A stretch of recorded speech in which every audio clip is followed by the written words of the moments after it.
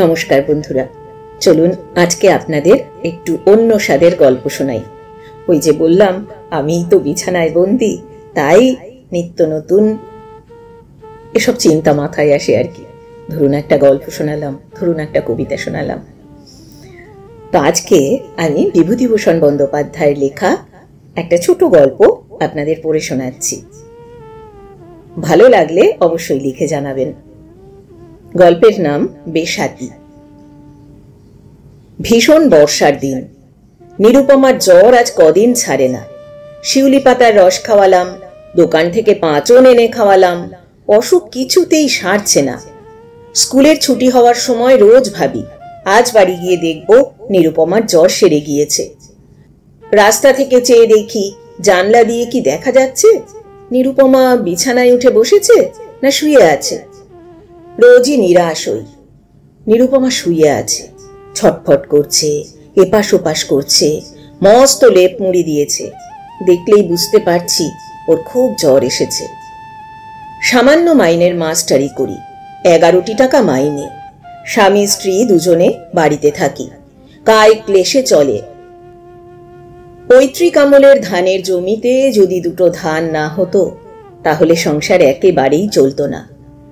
নিরুপমা গোছালো গৃহিণী, যা আনি বেশ চালিয়ে দেয়। মাছ মাংস যুদ্ধের বাজারে আমাদের ঘরে আসা মুশকিল। হাট থেকে চাঁদা মাছ চুনো পুঁটি কিনে আনি। আমাদের স্কুলের বুড়ো পণ্ডিত কেশব ভট্টাচার্য মাছ ভিক্ষে করে মেছো হাটায়। দোষ দিইনে ওকে। মাইনে পায় 3.5 টাকা। হ্যাঁ, 3.5 টাকা। বিশ্বাস করা মুশকিল হয় জানি, কিন্তু এই 3.5 টাকার জন্য বুড়ো কেশব ভট্টাচার্য 2 মাইল দূরবর্তী তালকোনা নকিবপুর থেকে 10টায় আসে, 4টে ফেরে। কেশব পণ্ডিত মেছো হাটায় গিয়ে বলে, ওগো ও অক্কুর, তোমার নাতির দিকে একটু লক্ষ্য রাখবা, বেশ নামতা পড়তো, আজ 2 দিন আবার একটু ঢিলে দিয়েছে। বলি, ও কি মাছ? ও ট্যাংরা। দাও দেখি দুটো বাপু, তোমার নাতির কল্যাণে একদিন মাছ খেয়ে নি। ভারী বুদ্ধিমান নাতি তোমার, হিরের টুকরো। দাও ওই এই চিংড়ি মাছটাও দাও এর সঙ্গে। পয়সা দিয়ে তো কিনবার ক্ষমতা নাই। আমি একদিন বলেছিলাম, পণ্ডিত মশাই, মাছ আমি কি দুটো চাইলে পাইনে? আমার পেট বৃত্তি হয় না, আপনি রোজ রোজ কেন চান? পণ্ডিত মশাই বলেছিলেন, না চেয়ে ভায়া করি কি, বাড়িতে 3টে নাতি 2টো নাতনি। মেয়েটা অল্প বয়সে বিধবা হলো, কেউ নেই সংসারে। আমি সব নিয়ে আগলে আসি। ওই 3.5 টাকাই আমার কাছে 3.5 মোহর। আমি বলেছিলাম, আপনার জামাই কতদিন মারা গিয়েছে? পণ্ডিত মশাই বললেন, তা আজ হলো 3.5 বছর। আমি বলেছিলাম, সংসারে কে আছে? পণ্ডিত মশাই বলেছিলেন, আমার মেয়ে নুটু আর তার কাস্তা বাচ্চা। ওদের কেউ দেখবার থাকলে আমি কি আর ওদের নিয়ে বসে থাকি? আমারও বাড়ি কেউ নেই। বলি, আগলি না রাখলি কাস্তা বাচ্চা নিয়ে মেয়েটা কি ভেসে যাবে? তাই পড়ে আছে। আমি বললাম, আর কোনো আয় নেই? পণ্ডিত মশাই বললেন, মাঝে মাঝে পুজোটা আশটা করি, এই কলাটা মূলোটা শিকিটা দুয়ানিটা এই আয়। তাতে কি হয়? একবেলা খাওয়া হয়, একবেলা হলোই না। মাছ ওরা খেতেই পায় না, কিনবার তো পয়সা জোটে না, কোনো রকমে চালানো। আমি মাছের ভক্ত নই, ওই ছেলে মেয়েগুলির জন্যে। পাঠশালার মাস্টার পণ্ডিতদের অবস্থার দিকে কেউ তাকিয়ে দেখে না। ডিস্ট্রিক্ট বোর্ডের ত্রৈমাসিক সাহায্য আজ 6 মাস বন্ধ। ছাত্রদত্ত বেতন সবাই মিলে ভাগযোগ করে নিয়ে কোনো রকমে চলছে। কেশব ভট্টাচার্যের মাছ ভিক্ষে নিতান্তহীন কাজ। তবে বেগুনটা থোরটা মোচাটা এ আমরাও নিয়ে থাকি। স্কুলে সবই চাষি গৃহস্থদের ছেলে মেয়ে। আমি জানি জেয়ালা বল্লভপুরের পতিরাম কাপালির মোটা চাষ আছে, তরকারি প্রধানত বেগুনের। সেদিন তার মেয়ে লক্ষ্মী আমার হাতে একটা টাকা দিয়ে বললে, ও মাস্টার মশাই, আমারে কাগজ কিনে দেন না। আমি বললাম, কি কাগজ? সে বললে, লেখবার কাগজ। আমি বললাম, টাকা কে দিয়েছে? সে বললে, মোর কাছে ছিল, আরো আছে।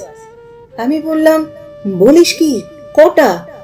মেয়েটা একটা বার্লির খালি টিন উপুর করে ঢাললে টেবিলের উপর।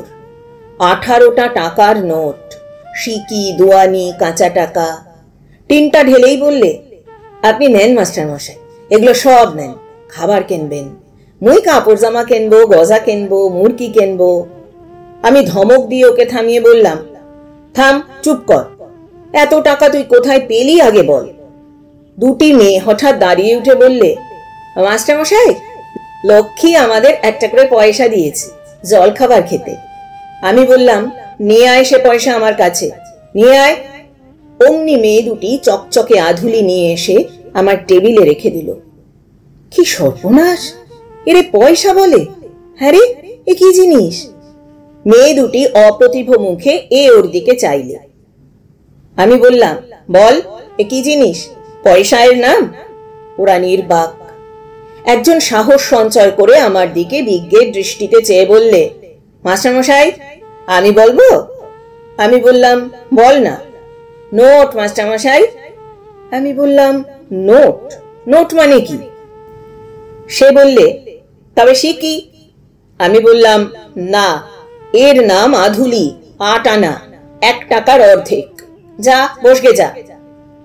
অতিরামকে খবর দিয়ে আনিয়ে তারপর দিন সব টাকা তার হাতে দিতে সে মহা সন্তুষ্ট হয়ে বললে, হতভাগা মেয়েটা আমার বালিশের তলা থেকে টাকার থলি চুরি করেছিল মাস্টার মশাই। গরিবপুরের হাটে পটল বেচার টাকা, 19 টাকা 7 আনা, খুঁজে আর পাইনি। পরিবার বলে আমি জানি নে, ভাইপো বলে আমি জানি নে, তবে 1 মুঠো টাকা নিল কি? এখন জানা গেল ওই হতভাগা চুরি টাকাগুলো সব নিয়ে এসেছিল। হতভাগা চুরির হাড় এক জায়গায় আর মাস আর এক জায়গায় করবো আজ বাড়ি গিয়ে। আমি বললাম, না বাপু, ও অবোধ মেয়ে, ওর কি সে জ্ঞান আছে? নইলে আধুলিকে কখনো বলে নোট, কখনো বলে সিকি, ওর জ্ঞান নেই। মারধরের দরকার নেই, মুখে শাসন করো গিয়ে। পটল কিরকম হলো এবার? তা মাস্টার মশাই মন্দ নয়, হাটরা হাট 2 মণ 2.5 মণ, 5 কুড়ো ভুঁই শুধুই পটল করা হয়েছিল এবার। আমি বললাম, একদিন 2টো পটল খাওয়াও তোমার ক্ষেতের, শুনেছি তোমার ক্ষেতের পটল নাকি খুব ভালো। অতিরাম খুশি হয়ে উৎসাহের সুরে বললে, হাটের সেরা পটল মাস্টার মশাই, ওই নতিডাঙ্গা থেকে বিলের পটলের লত এনেলাম, যেমন পাতলা খোসা তেমনি মিষ্টি।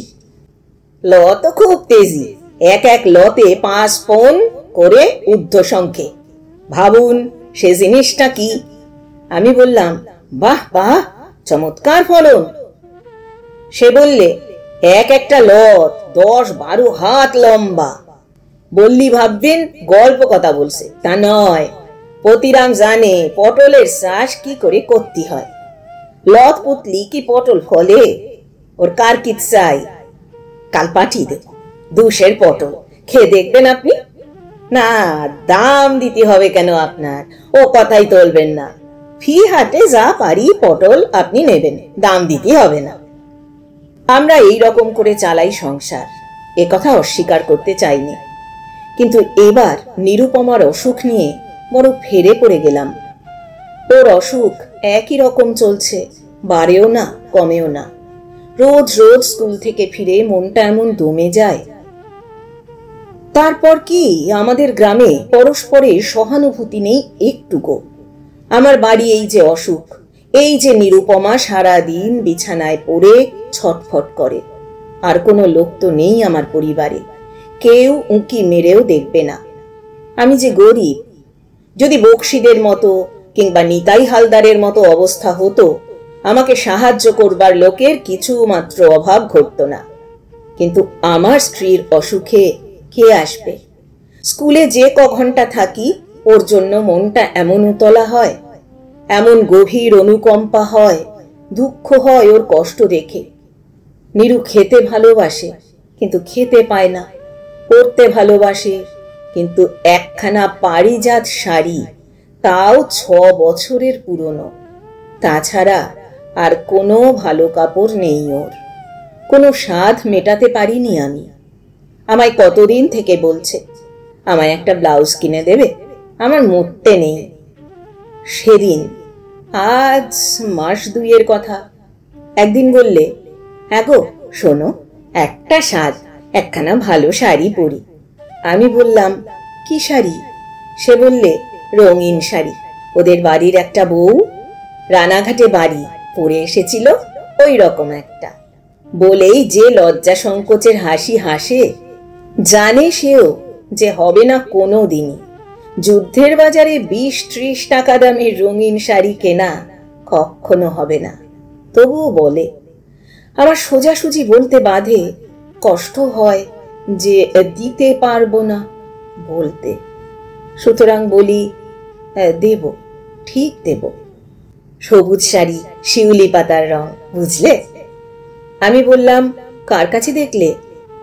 সে বললে, ওই রানাঘাটের পিসিমা এসেছেন ওই বাড়িতে, তার ছেলের বউ। আমি বললাম, বেশ।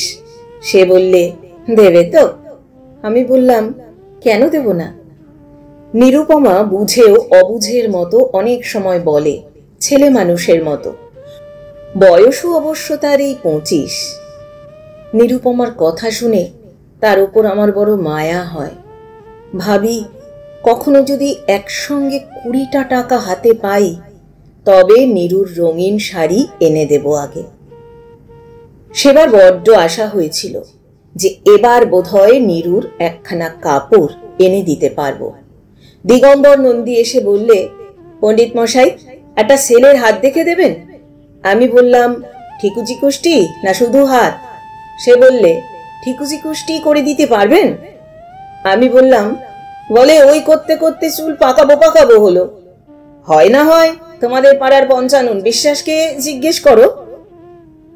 সে বলেছিল, জিজ্ঞেস আর করতে হবে না পণ্ডিত মশাই, কত লাগবে তাই শুনি। আমি বলেছিলাম, 20 টাকার কমে হবে না। ছেলেটা কে? সে বলেছিল, আমার বড় সম্বন্ধীর ছেলে। আমার ছোট ছেলের অন্নপ্রাশন হবে সামনের বুধবারে, তাতে ওরা সব আসছেন কিনা। আমি বললাম, তুমি তোমার ছোট ছেলের একখানা ঠিকুজি এই সময় তৈরি করে নাও না কেন? এই সময় করাই ভালো, সস্তায় করে দেবো, 5টা টাকা দিও। দিগম্বর নন্দী বড় চাষি গৃহস্থ, সে রাজি হয়ে চলে গেল। মনে মনে ভাবলাম, নিরুর রঙিন শাড়ি এইবার হয়েই গেল। কিন্তু শেষ পর্যন্ত ওর সম্বন্ধীর সেই ছেলে এলোই না। দিগম্বরের ছেলে ঠিকুজি তৈরি করে 5টা টাকা অবশ্য পেয়েছিলাম। রহমান ডাক্তার এই অঞ্চলের পসারওয়ালা হোমিওপ্যাথিক ডাক্তার। ফি নেয় 1 টাকা করে। নিরুর অসুখ কিছুতেই যখন সারে না, তখন তাকে ডাকলাম। রহমান ডাক্তার ঘোড়ায় চড়ে রোগী দেখে। আমার উঠোনে নেমে বললে, মাস্টারমশাই আছেন? আমি সসম্ভ্রমে এগিয়ে নিয়ে এলাম। সে বললে, কি অসুখ? কার? মা ঠাকরুনের? আমি বললাম, হ্যাঁ আসুন, দেখুন দেখি ভালো করে। সে বললে, আপনার সংসারে আর লোক নেই? আমি বললাম, না, তাতেই তো। সে বললে, তাই তো, কতদিন অসুখ? আমি বললাম, হলো আজ 2 হপ্তা। রহমান ডাক্তার দেখে শুনে 24 রকমের খুঁটিনাটি প্রশ্ন করে ওষুধ দিয়ে গেল। ভালো লোক। ভিজিটের টাকা নিতে চাইলে না আমার কাছে। বললে, ও কি টাকা? না না, থাক থাক, আপনি দেবেন না। আমি বললাম, না, নিতে হবে। সে বললে, তা কখনো হয়? আমার ছেলেটা পড়ে আপনার স্কুলে, আপনি তার মাস্টার মশাই। টাকা দেওয়া নেওয়ার সম্বন্ধ নয় এখানে। তার দিকে একটু লক্ষ্য রাখবেন দয়া করে। ওষুধটা আনিয়ে নিন আমার ডাক্তারখানা থেকে। বেদানার রস খেতে দেবেন। গ্লুকোজ আনিয়ে নিন একটা। স্কুল থেকে টাকা হাওলাত নিলাম 5টা। ওষুধ জিনিসপত্র সব আনালাম বাজার থেকে। নিরু নাকি সুরে বললে, আমি বালি খাবো না। আমি বললাম, খাও লক্ষ্মীটি, খেতে হয়। সে বললে, আমিও খেতে পারিনি। আমি বললাম, না খেলে কি জ্বর ছাড়ে? খেয়ে নাও। আমাকে সন্দেশ কিনে দেবে, সন্দেশ খাবো। আমি বলেছিলাম, সেরে ওঠো, দেব বই কি, নিশ্চয়ই দেব। সে বললে, দেবে ঠিক? আমি বললাম, দেব, ঠিক দেব। সব জিনিসই ওকে বলি দেব দেব। না পারি ভালো একখানা শাড়ি দিতে, না পারি ব্লাউজ দিতে, না কখনো পারি কিছু ভালো খাওয়াতে। মনে পড়ল, একবার পাশের বাড়ির সনাতন রায় খাসি কেটে ভাগ দিচ্ছিলেন, 2.5 টাকা সের। ওদের বাড়ির বড় খাসিটা 24 সের মাংস হয়েছিল। নীরু বলেছিল, হ্যাঁ গা, মাংস নেবে? বড় ঠাকুরদের বাড়ি দিচ্ছে, কতদিন মাংস খাইনি, নিয়ে এসো না একটু, 1 পোয়া নিয়ে এসো গিয়ে। বেশি দামের মাংস, ওর বেশি আর নিতে পারবা না। দুজনে ওই খাবো খন, তুমি নিয়ে এসো, আমি বাটনা বেটে রাখি। কিন্তু ওরা 1 পোয়া মাংসের খদ্দের শুনে নাক সেটকালে। অন্তত 1 সের নিতেই হবে। অত বড় খাসি 1 পোয়া 8 পোয়া করে ভাগ করতে হলে চলে না। 1.5 সের 2 সের মাংসের খদ্দেররা সব কচুর পাতা, কলার পাতা হাতে করে বসে আছে। সেবার নীরুকে এসে বলেছিলাম, তুমি ভেবো না, স্কুলের ওদিক থেকে মাংসের ভাগ যদি পাই একদিন নিয়ে আসবো। সে বলেছিল, আনবে তো? আমি বলেছিলাম, ঠিক আনবো, এই মাসের মধ্যেই। তো আজ 6 মাস হয়ে গেল, মাংস আনাও হয়নি, ওকে খাওয়ানোও হয়নি। রাত্রে নিরুপমা জ্বরের ঘোরে ভুল বকে যখন, তখন কেবল এই কথাই মনে হয়, ও একদিন মাংস খেতে চেয়েছিল, ওকে খাওয়ানো হয়নি। ও কতদিন একখানা রঙিন শাড়ি চেয়েছিল, ওকে কিনে দেওয়া হয়নি। যদি ও না বাঁচে, তবে ওর এই সব কথা কোথায় লেখা থাকবে? রাত্রে কেউ থাকে না বাড়িতে। আমি নীরুর বিছানায় ওর পাশে একা বসে আছি। রাত্রে অনেক সময় মানুষ চিনতে পারে না। ভয়ে ভয়ে আমার দিকে চেয়ে চোখ বড় বড় করে বলে, কে কে বসে? কে গো, কে ওখানে? আমি ওকে পাখার হাওয়া দিই, মাথায় জলপট্টি লাগাই, গ্লুকোজের জল খাওয়াই। বসে বসে ভাবি, কাল জগন্নাথ বক্সিদের বাড়ি গিয়ে জানাবো আমার দুঃখ। রাত্রে একা থাকতে পারিনি রুগী নিয়ে, কেমন একটা সাহস পাইনি। তার উপর মন হু হু করে, যেন কান্না আসে। অনেক রাত্রে একটু ঢুলু নিয়ে এসেছে, কখন ঘুমিয়ে পড়েছি জানি না। ঘুম ভাঙলো কি একটা শব্দ শুনে, ধর্মর করে জেগে উঠে দেখি নিরুপমা বিছানায় নেই, ঘরের দোর খোলা। ছুটে রোয়াকে গিয়ে দেখি নীরু টলতে টলতে রোয়াক পার হয়ে পৈঠেতে নামতে যাচ্ছে। আমি খপ করে ওর হাত ধরে বললাম, এসো এসো, যাচ্ছ কোথায়? নিরুপমা চিৎকার করে গান জুড়ে দিল, পানকৌড়ি পানকৌড়ি ডাঙায় ওঠো সে, তোমার শাওরি বলে দিয়েছে বেগুন কোটো সে, পানকৌড়ি পানকৌড়ি। আমি বললাম, ও নীরু, ছি, ওরকম চেঁচিও না, চেঁচাতে নেই, ঘরের মধ্যে এসো। নীরু ধপ করে রোয়াকের ওপর বসে পড়ল। জ্ঞান কাণ্ড নেই, এলোমেলো অবস্থা কাপড় চোপড়ের। আমি অনেক করে ওকে বুঝিয়ে ঘরের মধ্যে নিয়ে শুইয়ে দিলাম। এমন দুঃখ হলো মনে, গরিব বলে কি এত বড় বিপদে আমাদের কেউ দেখবে না? কাল বক্সিদের বাড়ি গিয়ে সব খুলে বলবো, দেখি যদি ওদের দয়া হয়। রাত্রিটা কোনো রকমে কাটল। খানিক পরে পূর্ব দিক ফর্সা হয়ে গেল। সঙ্গে সঙ্গে বক্সিদের বাড়ি গিয়ে বিপদ জানিয়ে সাহায্য ভিক্ষা করার মতলব আমার মাথায় কোথায় মিলিয়ে গেল। সংকোচ হয় বলতে, ও আমি পারবো না। মাথার ওপর ভগবান আছেন, আমাদের মতো গরিবের তিনিই অবলম্বন। রহমান ডাক্তার সকালে এলে আমি রাত্রের ঘটনা বললাম। ডাক্তার বললে, হাই ফিভার হয়েছিল, তাই অমন করছিলেন। মাথায় জল দিলেন না কেন? রাত্রে খুব সাবধানে থাকবেন, আর নার্সিং যেন ভালো হয়, উঠে হেঁটে বেড়াতে দেবেন না। বেড প্যান একটা পাঠিয়ে দেবক্ষণ আমার কম্পাউন্ডারের হাতে। একাই ওষুধ দিই, একাই বাতাস করি, একাই বেড প্যান ধরি। আহা, মিথ্যে কথা বলবো না। পরদিন ঘাটে নাইতে গিয়ে মুখুজ্জে পাড়ার ঘাটের পাড়ের উঁচু জঙ্গলে ওল তুলছি শাবল দিয়ে। জীবন মুখুজ্জের বড় মেয়ে আশালতা বললে, কে, কাকাবাবু? হ্যাঁ মা, ওল তুলছি একটা, পাতা বেশ হলদে হয়ে এসেছে, বড় ওলটা। সে বললে, কাকিমার অসুখ নাকি কাকাবাবু? আমি বললাম, হ্যাঁ মা, বড্ড কষ্ট পাচ্ছে। সে বললে, দেখাশোনা করছে কে? আমি বললাম, আমি, আর কে করবে? আশা বললে, আহা হা, একা আপনি? রাত্রেও? আপনার তো বড্ড কষ্ট হচ্ছে। মেয়ে মানুষের ওষুধের নার্সিং কি পুরুষ দিয়ে হয়? আমায় তো যেতে দেবে না কাকাবাবু। গেলে 5টা কথা ওঠাবে। গা যে কি রকম তা তো জানেন। নইলে আমি রাত্রে আপনাদের বাড়ি যেতাম কাকাবাবু, জাগতাম সারা রাত। না মা, বেঁচে থাকো, ভালো হোক। যেতে হবে না, মুখে বললে এই যথেষ্ট। ভালো হোক তোমার।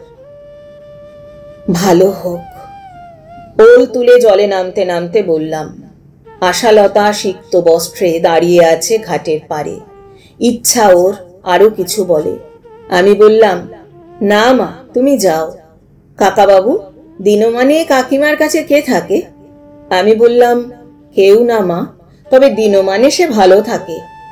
জ্বরের বার হয় রাত্তিরে। সেই দিন স্কুল থেকে ফিরে এসে দেখি আশা নিরুপমার বিছানায় বসে বাতাস করছে ওকে। বড় ভালো লেগেছিল আমার। বড় লোক না হলেও ওর বাবা জীবন মুখুজ্জে গ্রামের অবস্থাপন্ন ও সম্ভ্রান্ত ব্যক্তিদের একজন।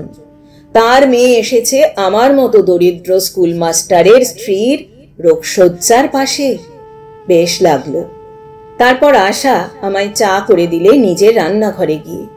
বললে, খাবার কিছু নেই কাকাবাবু? আমি বললাম, খাবার? আমি তো কিছু খাই নে মা এ সময়। দাঁড়ান, আসছি। বলেই ও চলে গেল এবং একটু পরেই এক বাটি মুড়ি ও আধখানা কাটা শশার ফালি আঁচলে ঢেকে নিয়ে এসে বাড়িতে ঢুকলো। খান কাকাবাবু। আমি বললাম, এ মা, তোমার অন্যায্য ব্যাপার। সে বললে, কিচ্ছু অন্যায্য না, জল খান আপনি। আমি বললাম, ভালো হোক মা, তোমার ভালো হোক। তুমি চলে যাও মা এখন, আমি এসেছি, আমি দেখাশোনা করবক্ষণ। গা ভালো না, কে কি বলবে? সমস্ত মেয়ে, সুন্দরী মেয়ে আশা।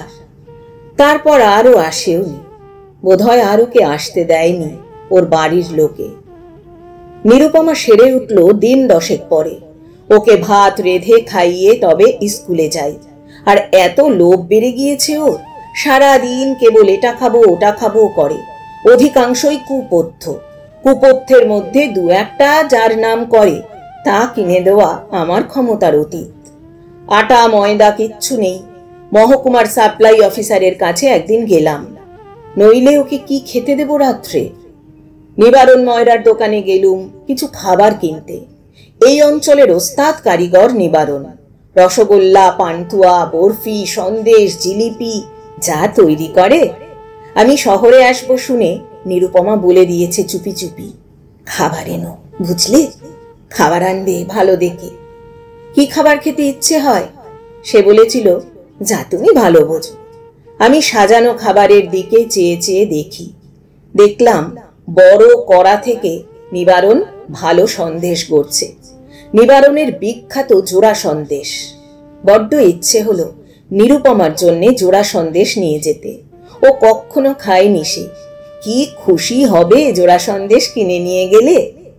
পকেট খুঁজে দেখলাম হাতে 4 আনা মাত্র পয়সা অবশিষ্ট আছে খাবার কিনবার। তাতে মোটে হবে 1খানা জোড়া সন্দেশ, আর বাকি থাকবে 1 আনা। 2-3 বার খেয়েছিলাম। কি সুন্দর জোড়া সন্দেশগুলো! নিরুপমার হাতে যদি দিতে পারতাম। কিন্তু 1খানা সন্দেশ নিয়ে যাওয়ার চাইতে 1 পোয়া কুচো গজা নিয়ে যাওয়া ভালো, অনেকগুলো পাওয়া যাবে। মনের স্বাদ মনেই চেপে বললাম, কুচো গজা আছে? কত করে শের? দাও 3-6 টাকা। বেশ টাটকা। সন্ধ্যার পর বাড়ি ফিরতেই নিরুপমা জিজ্ঞেস করলো, খাবার এনেছো? কি দেখি। আমি হাসি মুখে পুঁটলিটা দেখিয়ে এমন ভাবে কথা বলি যেন অনেকখানি গুপ্ত রহস্যের ভান্ডার এই পুঁটলির মধ্যে সঞ্চিত। নিরুপমা কৌতূহলের সঙ্গে বলে, ওর কি নাম? নিবারণ ময়রার কুচো গজার প্রশংসায় পঞ্চমুখ হয়ে পড়লাম আমি। এমন দেখিনি, এই জেলায় আর হয় না। বিখ্যাত কুচো গজা। নিবারণের কুচো গজা কলকাতা পর্যন্ত যায়, বড় বড় লোকে কিনে নিয়ে যাচ্ছে। তবে বড্ড দাম, পাওয়াই যায় না। যেমন কড়া থেকে নামে অমনি কারাকারি শুরু হয়ে যায়। অতি কষ্টে আধপোয়া সংগ্রহ করে এনেছি, খেয়ে দেখো। নিরুপমা বলে, না, তুমি আগে দুখানা খাও, আরো দুখানা নাও না। তারপর মহা খুশির সঙ্গে খেতে খেতে বলে, বাহ, সত্যি কি চমৎকার জিনিস না?